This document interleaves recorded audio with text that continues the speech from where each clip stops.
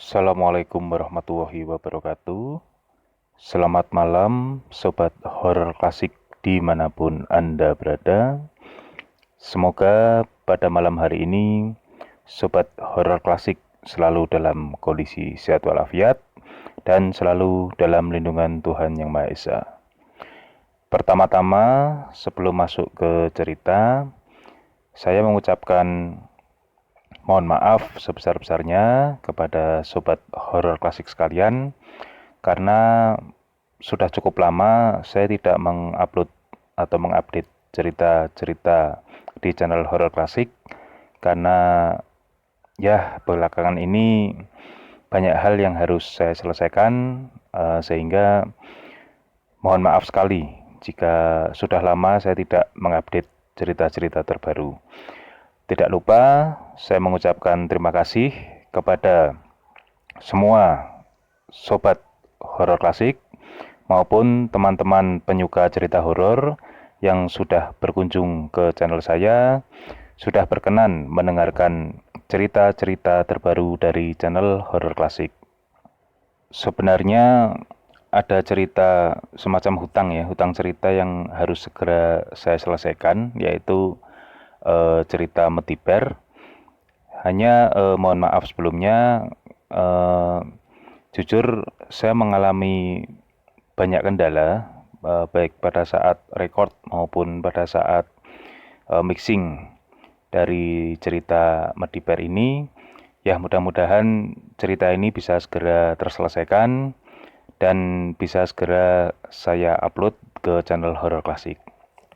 Nah, untuk cerita pada malam hari ini merupakan sebuah cerita yang sudah terjadi cukup lama ya, kurang lebih sekitar 21 tahun yang lalu ya, tepatnya di tahun 99. Sebetulnya jujur saya agak tidak terlalu ingat persis ini terjadi di tahun 98 atau tahun 99, tapi yang jelas mungkin agak cocok karena kejadian ini terjadi pada saat menjelang perayaan kemerdekaan Indonesia, yaitu di bulan Agustus. Ya, sebagaimana bulan Agustus ya, kalau di Indonesia itu sudah lazim, di mana-mana banyak sekali kegiatan yang berkaitan dengan perayaan kemerdekaan. Nah, tidak ketinggalan di kampung yang dulu saya tinggali, ketika saya masih bujangan, masih tinggal bersama dengan kedua orang tua saya, banyak sekali lomba-lomba yang dilakukan. Dan ceritanya untuk puncak acaranya itu kami para pemuda akan menggelar sebuah panggung sebagai malam puncak. Ya, nanti di situ ada penyerahan hadiah untuk yang pemenang-pemenang lomba. Termasuk juga kita ceritanya akan melakukan sebuah pementasan ya semacam drama lah yang berkaitan dengan kemerdekaan atau perjuangan untuk meraih kemerdekaan. Kurang lebih seperti itu gambarannya. Nah, untuk keperluan panggung itu mungkin kurang lebih antara H-7 ya, itu kita sudah mulai sibuk untuk menyiapkan setting panggungnya, baik background, termasuk properti-properti tambahan, dan juga audio atau sound system. Nah, kebetulan karena para pemuda atau pemudi di tempat saya itu di zaman itu kebanyakan ya masih bersekolah, meskipun juga ada yang sudah bekerja lah. Akhirnya mayoritas kita mengerjakan hal-hal semacam itu bisanya hanya di malam hari, begitu. Hingga akhirnya sampailah di malam itu. Jujur saya sudah lupa persisnya itu di tanggal berapa, yang jelas di bulan Agustus, beberapa hari menjelang malam 17 Agustus. Kebetulan di malam itu saya, kemudian beserta 9 teman saya, yaitu Tunggul, Doni, Jai, Anto, Ahmad, Adi, dan 3 teman cewek yaitu Ambar, Nita, dan Mona. Semua nama yang saya sebutkan di sini bukan nama samaran ya, tapi betul-betul nama asli. Dan di malam itu juga kami berkumpul di rumahnya Ahmad dan Mona. Kebetulan Ahmad dan Mona ini merupakan kakak beradik, dan karena mereka berdua ini ditinggalkan oleh orang tuanya yang berdinas di luar kota untuk jangka panjang, akhirnya ya kami memilih rumah mereka untuk dijadikan semacam base camp seperti itu. Jujur saya memberi sedikit gambaran ya. Rumahnya Ahmad dan Mona ini posisinya ini berada di pojok,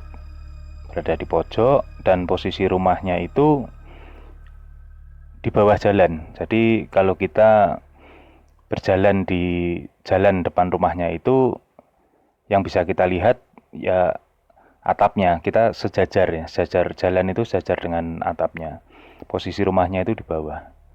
Nah, di atas rumahnya dia itu di sudut itu ada pos kampling yang dulu di tahun-tahun awal 90-an ya, atau 80-an akhir itu sempat ada kejadian seorang pencuri tertangkap, kemudian dihajar oleh massa dan meninggal di situ. Hingga memang seringkali terdengar suara-suara semacam tangisan, jeritan minta ampun atau minta tolong. Ya kurang lebih seperti itu. Kejadian itu dulu cukup menghantui saya dan teman-teman saya pada masa remaja, terutama ketika kami akan sholat berjamaah di musola, karena memang untuk menuju ke musola kami harus melewati pos kampling itu. Tapi bukan tentang pos kampling itu yang akan saya ceritakan pada cerita ini, tapi justru tokoh yang biasa oleh teman saya Tunggul ini disebut Simba. Jadi teman saya Tunggul ini bisa disebut, kalau istilah sekarang ya, mungkin sebagai anak indigo, seperti itu. Jadi dia itu memang sering sekali bercerita kepada saya bahwa di area sekitar pos kampling, kemudian di jalan depan pos kampling, kebetulan karena posisinya memang di pojok ya, jadi jalan itu kan menikung itu. Kebetulan posisi rumah si Tunggul ini memang satu deret dengan rumah si Mona dan Ahmad ini. Sementara kalau rumah saya sudah berbeda gang, seperti itu. Nah, si Tunggul ini sering sekali memang mengatakan bahwa sebetulnya di area ini tuh yang sering muncul justru malah Simba itu, katanya. Ya cuman jujur, karena memang saya sendiri bukan termasuk anak indigo ya. Saya mengistilahkan kalau diri saya sendiri itu bukan indigo tapi indie stop. Karena memang tidak di setiap kesempatan saya beruntung dalam tanda kutip bisa melihat atau menyaksikan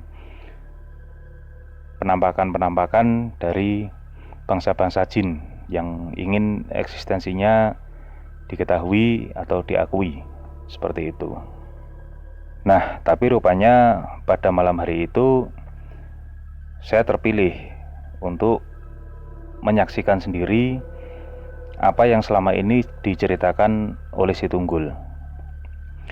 Jadi di sela-sela kami menyiapkan background untuk panggung dan menyiapkan beberapa properti, kami itu kelaparan ceritanya. Jadi waktu itu mungkin sudah sekitar jam setengah 12 malam ya, karena memang kebetulan kami semua sepakat untuk menginap di rumah itu pada malam hari itu. Dan kami memang oleh warga juga sudah diizinkan, warga tidak ada yang keberatan. Warga juga mengetahui kalau rumah itu memang sudah dijadikan base camp oleh pemuda-pemudi di RT kami. Jadi ya warga, Pak RT, fan-fan saja, tidak mempermasalahkan. Apalagi memang kami cukup bertanggung jawab lah untuk hal-hal semacam itu. Nah, singkat cerita, setelah kami makan waktu itu memang ya sudah jelang tengah malam ya. Dan selesai makan itu Saya merasa gerah karena berkeringat. Akhirnya saya ini keluar. Kebetulan di halaman depan rumah si Ahmad dan Mona ini ada kolam ikan yang cukup besar dan ditata dengan model yang cukup artistik, sehingga ada beberapa cor semen yang berbentuk batang pohon yang bisa saya gunakan untuk duduk tepat di pinggir kolam itu. Nah, akhirnya saya duduk di situ mencari angin sambil merokok dan minum kopi. Waktu itu saya sendirian di depan, sementara teman-teman berada di dalam rumah. Nah, tidak lama kemudian si Tunggul ini keluar menyusul saya.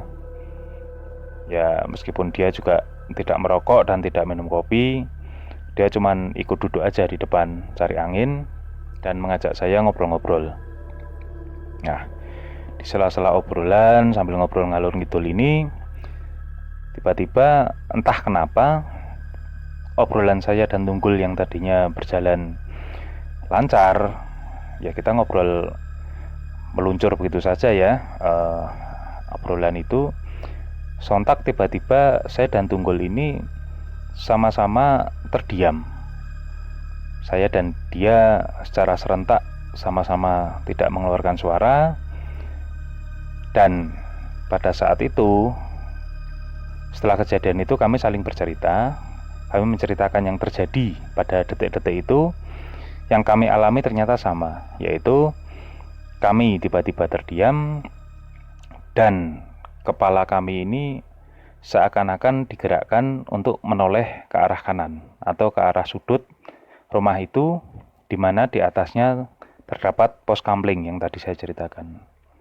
Nah, di rumah Ahmad dan Mona ini, ketika duduk di kolam menghadap ke jalan depan rumah, sekali lagi jalannya ada di atas ya. Sebetulnya yang saya hadapi dan Tunggul itu ya kolam ikan, di mana belakangnya ini tembok untuk pondasi jalan karena jalannya ada di atas.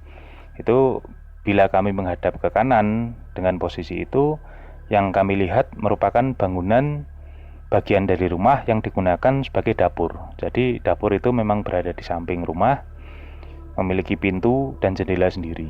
Nah, persis di bawah jendela dapur itu ada sebuah bangunan cor semen yang biasa digunakan untuk duduk-duduk, atau kalau di tempat saya di daerah Jawa itu kami biasa menyebutnya sebagai buk. Nah, kami lihat dengan jelas ketika kepala kami berdua seakan-akan dipaksa oleh tangan yang tidak terlihat untuk menengok ke arah kanan. Di mata kami berdua sama-sama melihat si Mbak sedang duduk di atas buk, menatap kami dengan mata yang melotot.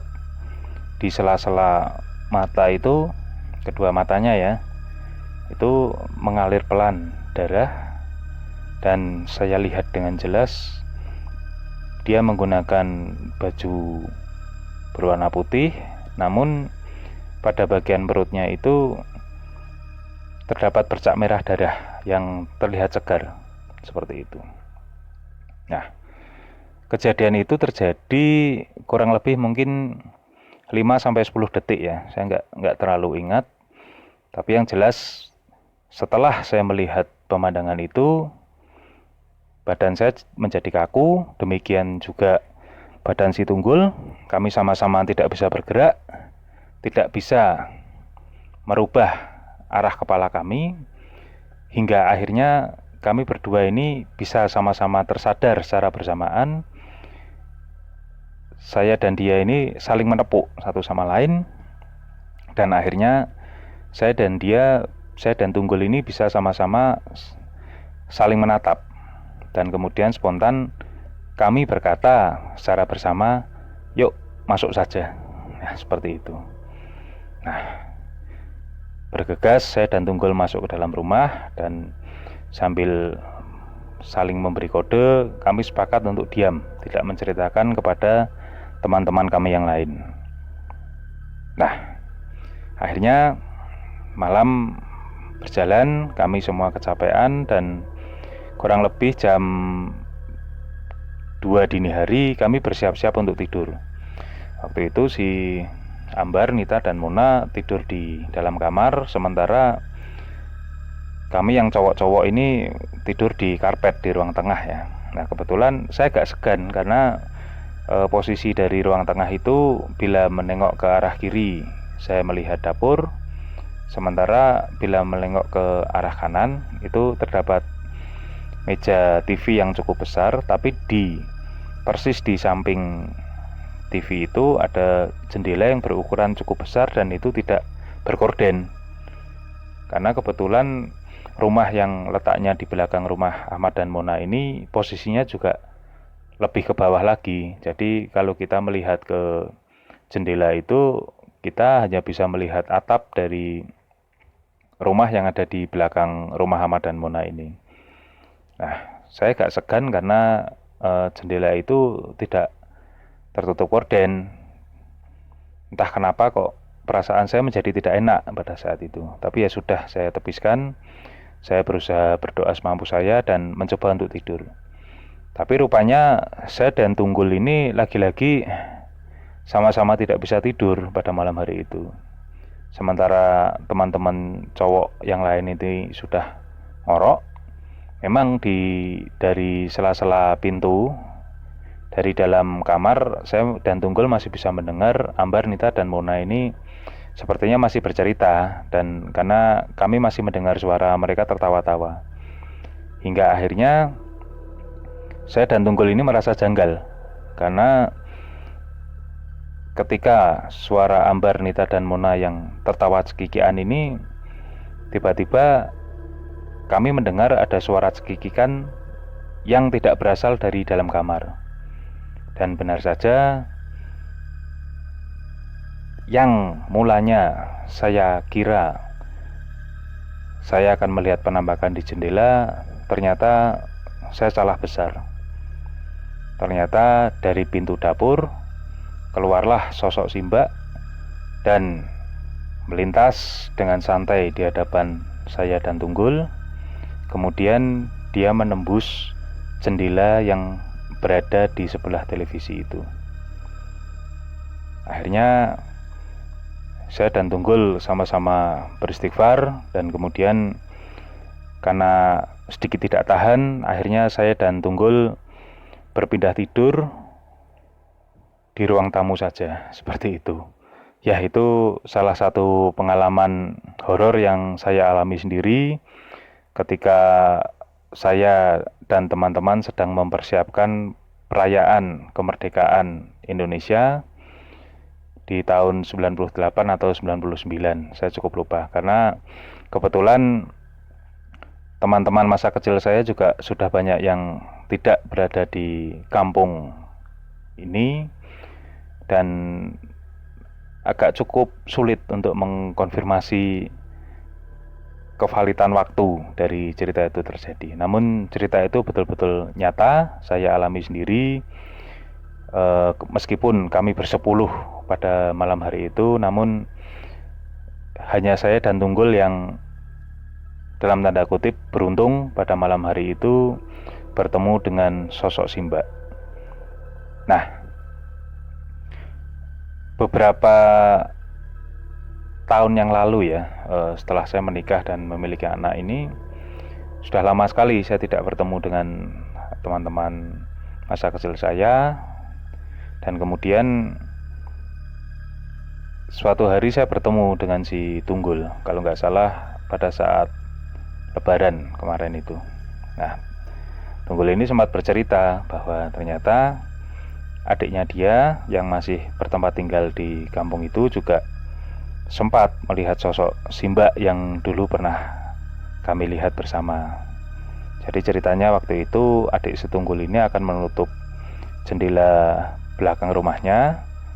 Saya tegaskan lagi bahwa posisi rumah Tunggul dengan rumah Ahmad dan Mona ini satu jajar. Jadi ketika saya menyebut jendela belakang, itu artinya jendela yang karena posisi rumah tinggi ya. Jadi jendela itu memang istilahnya los. pandangannya luas, dan ketika melihat ke bawah, yang terlihat adalah genteng rumah tetangga yang deretan belakangnya. Nah, adik si Tunggul ini ketika akan menutup jendela belakang, seiring dengan gorden yang tertutup, terlihat jelas pula di hadapannya sosok si Mbak yang berjalan mengikuti gerakan gorden. Seperti itu. Ya, wallahu alam. Tapi itulah kejadian-kejadian yang terjadi dan dialami oleh saya sendiri, Tunggul maupun adiknya berkaitan dengan si Mbak. Seperti itu. Nah, ini tadi cerita yang bisa saya bagikan pada malam hari ini. Semoga sobat horor klasik bisa menikmati cerita yang saya sampaikan. Mumpung masih dalam kesempatan kemerdekaan, semoga pada usia 75 tahun Indonesia merdeka ini, bangsa kita, negara kita menjadi bangsa yang lebih baik, lebih bermartabat, dan dilebihkan dalam kebaikan-kebaikan lainnya. Marilah kita, terutama para pemuda-pemuda, untuk selalu mengingat perjuangan para pejuang-pejuang yang telah memperjuangkan kemerdekaan ini. Mari kita isi kemerdekaan ini dengan hal-hal yang positif, dengan menghasilkan karya-karya terbaik kita, dengan bekerja semaksimal mungkin demi Indonesia yang lebih baik. Merdeka, merdeka, merdeka. Terima kasih. Semoga sobat horor klasik selalu dalam kondisi sehat walafiat dan selalu dalam lindungan Tuhan Yang Maha Esa. Wassalamualaikum warahmatullahi wabarakatuh.